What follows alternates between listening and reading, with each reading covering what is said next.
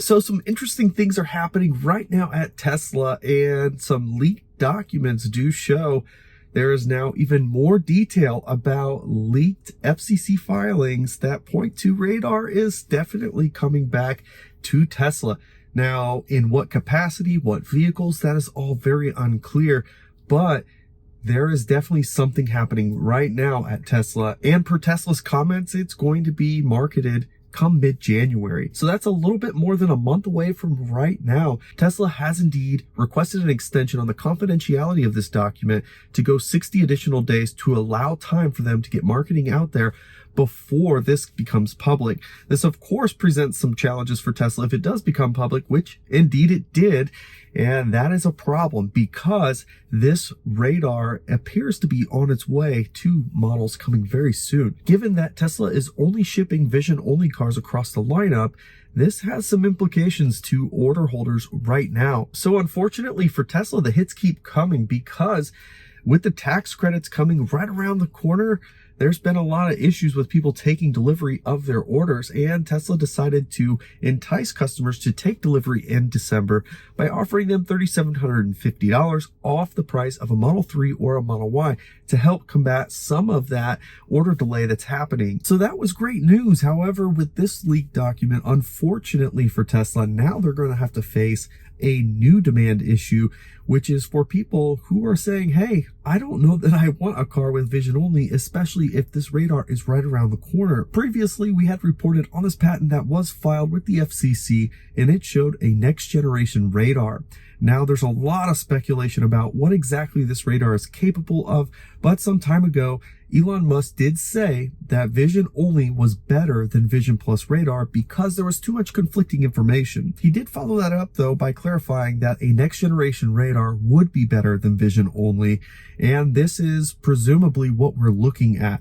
Now, this is something brand new, has not been released into the market by anybody yet. So we really don't know all the details of this, but it is supposed to be a very high definition radar. This next generation radar is going to up the game with autopilot and certainly with full self-driving. Now, when we took delivery of this car that I'm sitting in right now, Tesla had just switched over to vision only. And like I had reported previously, there were a ton of cars stacking up at Fremont lot for some unknown reason.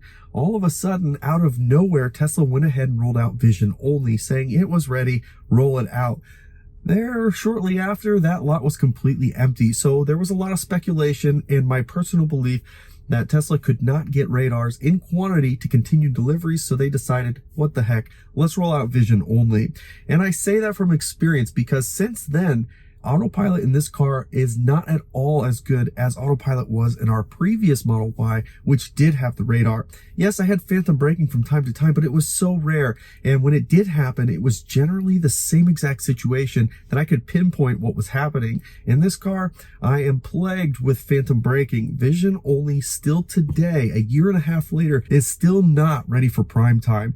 And there are going to be people who disagree with me, but if you own a Tesla and you're impartial and you have vision only, you can let me know in the comments if that is a reasonable assessment of vision only, or if you think that I'm crazy.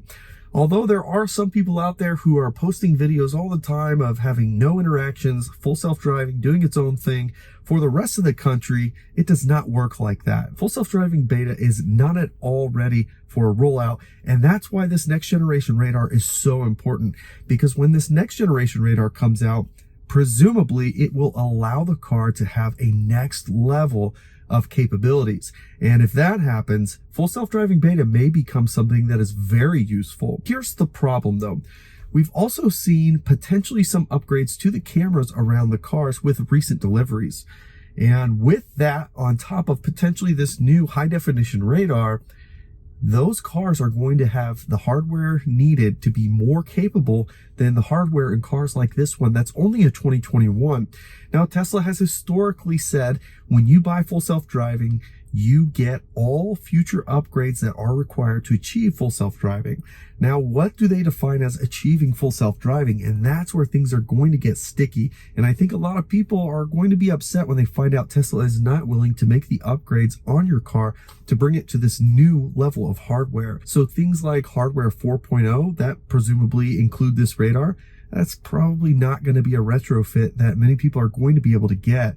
And I'm sure that there's possibly going to be a way to pay to have it done, but there's going to be likely a lot of hardware that needs to be upgraded in order to accommodate all that is required and behind 4.0. Now, what's really interesting about this, and what I think is the good news, this new radar, once we see it in action, should have significantly more performance and capability than what is currently in the car, even with the previous radar. So if you have a car with radar, this should be a step level improvement, but until we see how this thing performs, we really won't know.